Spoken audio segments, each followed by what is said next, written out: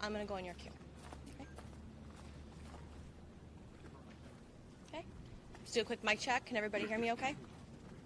Ready? Okay.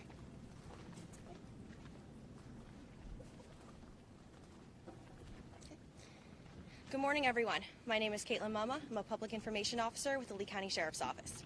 In honor of National Boating Safety Week, we are here with several agencies in Lee County to give you some safety tips about utilizing motorized vehicles on the water. We have the Lee County Sheriff's Office, Sheriff Carmine Marcino. We have representatives from Florida Fish and Wildlife Conservation Commission. We have representatives from the Iona-McGregor Fire Department, and then also the United States Coast Guard. I'll turn it over to Sheriff Carmine Marcino. Sir? Thank you. Good morning, everybody. Thanks for being here today for National Boater Safety Week. As you look at Lee County, 600 miles of shoreline and waterways, ranking number 3 out of 67 counties for the largest amount of registered boaters, over 50,000 registered boaters. We want everyone to have fun, but safety is number one. I'm very proud to stand here with my colleagues here and family members, from the Fish and Wildlife, Fire Department, Coast Guard. We depend upon each other tremendously to make certain that our waterways are safe, and we work as one team.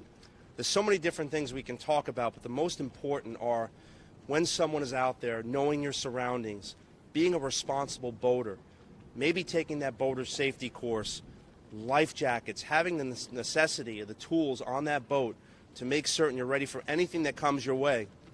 The water's not forgiving.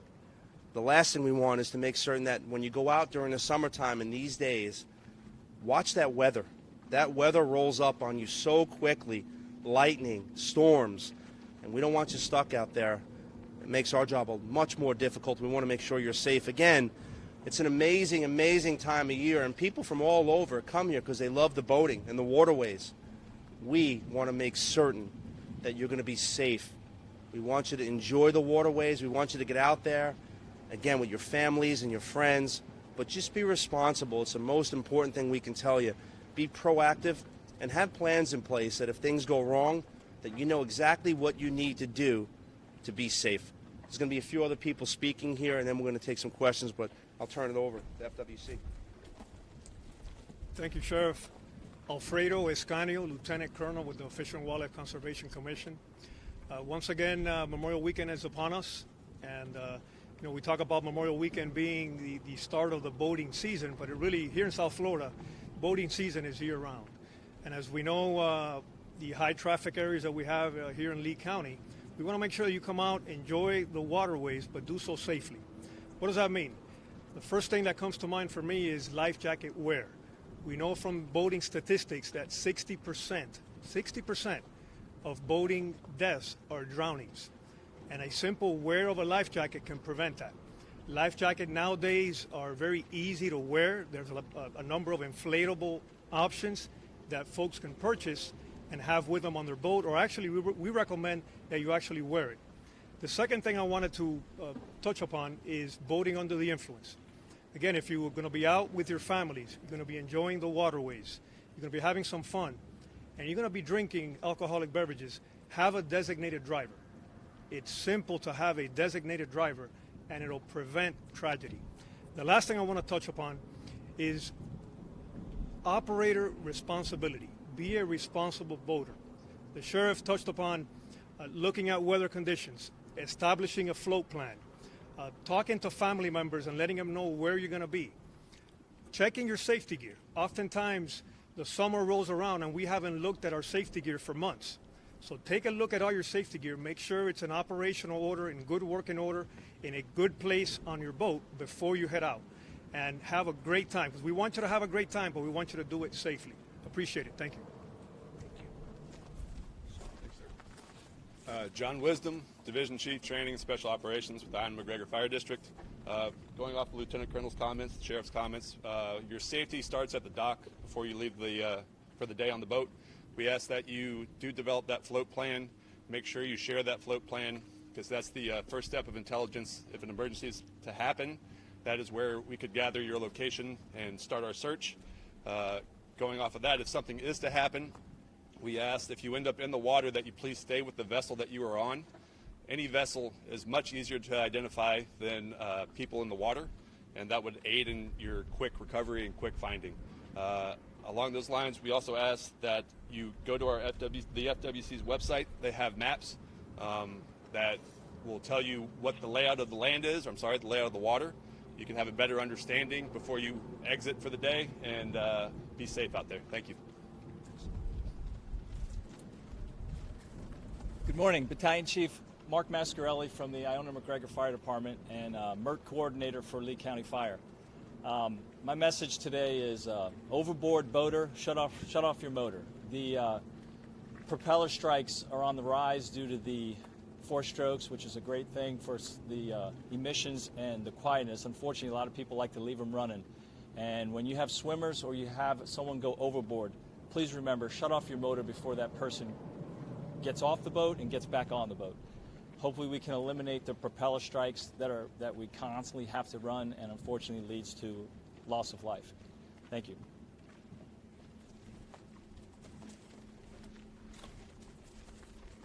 Morning, everybody. Petty Officer Gonzalez with the U.S. Coast Guard. Talking about EPIRBs today, emergency personal indicating radio beacons. So what it is, it's a small piece of equipment we carry up on board. Once you activate the system, there's a satellite that picks it up through a 406 megahertz channel that goes to one of our sectors that pinpoints of your location so we can start a search for your vessel or person. They sell them at online, Amazon. It's a great tool for us to pinpoint an idea of where to start the search to look for a missing boater or a missing person. The next thing I want to hit is kill switch. We wear kill switches ourselves on our boats. Every Coast Guard boat operator has to wear one when operating the vessel. There is a change coming through federal and state that is mandatory for boat operators to wear them. I have an example over here. I brought one with me.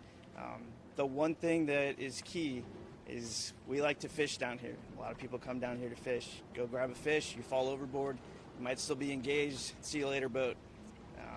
There's a lot of social media videos, qualified captains, one of them on Instagram, that you see vessels run away. Well, there's an operator at some point there. So kill switch is one of the things that every boater should be looking into, and it will be getting enforced in a few years here federally. So thank you, guys. There's so many different things that we've talked about today, from distracted boating, being responsible, not boating under the influence, but most importantly is having a plan. We live in a beautiful paradise. Make certain that safety, like the division chief said, safety begins before you get on that boat and leave that dock.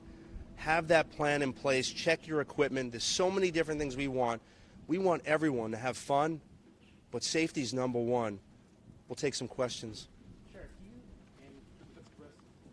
actively go out to marinas and boating companies, kayak places, and talk about the PFDs, getting people to wear them? I know we've had a couple instances in the past 2 months of people who drowned on the water because they weren't wearing a PFD.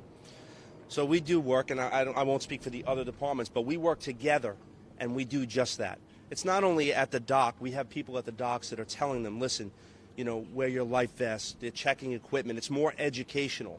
Again, we don't want anyone to go out there not being prepared. Also at the boating, the sales, the places where they sell boats, jet skis, talking to the owners there to make certain that they're giving, you know, the necessary materials that people need, and talking to the people that buy. You know, when you just walk up and you buy a jet ski, it doesn't mean you know how to operate it. It doesn't mean that you have the safety equipment. You need to make certain that safety starts at the dock, and we work very hard together to do that, get that education out there. Talk about the obligation that boat owners and operators have to make sure that their vessels see before they're going out in deep water, so it doesn't cause issues with derelict vessels down the road. You know, in life you have choices and decisions and consequences.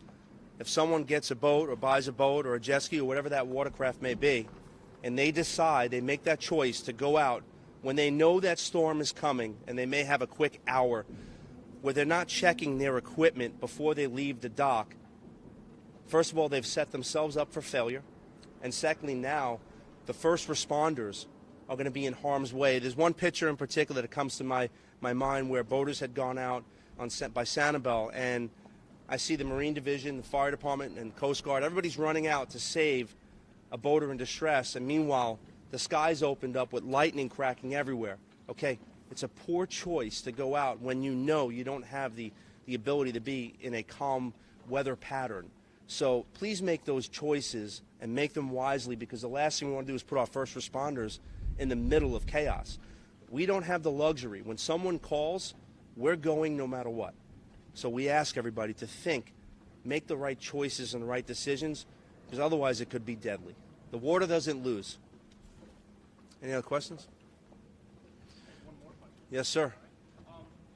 FWC mentioned the importance of being sober if you're the operator of this boat, or at least having a designated boater.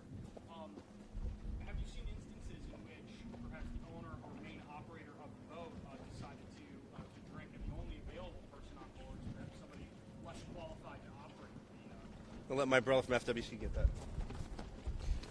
So yeah, boating under the influence is it's a serious issue, right?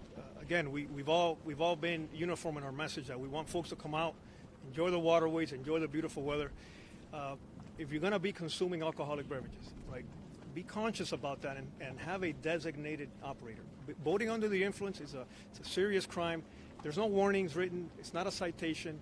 You're going to be arrested for boating under the influence. So keep that in mind. Again, drinking in a boat as you're having some fun, it's not per se illegal, but if you are operating that vessel under the influence after an investigation, you will be arrested. So that needs to be a focus of boaters. Again, we don't want to take the fun out of the weekend, and it kind of goes with the beautiful weather and having a good time, but just be conscious that it's people's lives. It's a public safety issue, and it affects people's lives. I guess, on that point, somebody shouldn't rely on perhaps like their teenage son or daughter, to take over the boat if they are too intoxicated. Well, that's all part of planning.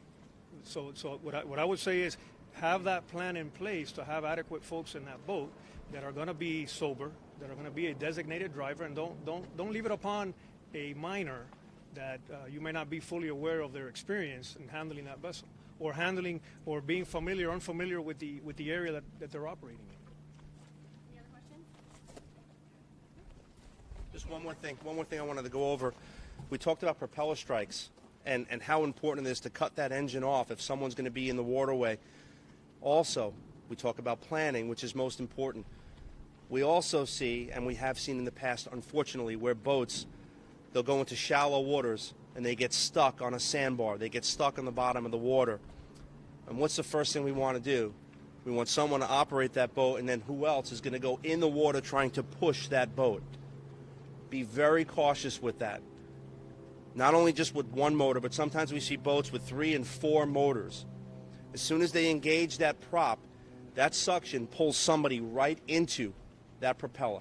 So just be very cautious when your boat runs aground, runs on sand, that those propeller strikes, like we said, are on the rise. And we want to make certain, if you're going to be in the water, shut that prop off, shut that engine off, and let's think about what we have to do to get that boat free before you just jump right in and hit the propeller and hit the gas. Again, being proactive and have plans in place for everything. Like the Colonel said, you're going to drink when you're out there? Have a plan B. Have that boater have the driver or the operator of that boat ready to go, because you're going to drink. Have him or her ready to go. That's plan B. Of course, there was that notable instance of Fort Myers Beach several years ago. In a situation like that, would you recommend a boater wait for the tides to come in before deciding to leave that area? When you think about that incident, that's a tragedy. And tragedies happen because of poor planning or by accident when you're not certain what you're doing. So, again, when you're a person or 3 pushing a boat that's thousands of pounds, okay, and you got 4 motors running, that is the worst scenario. So sometimes time, letting the water level come up and rise and the tide change, and that'll help you float out.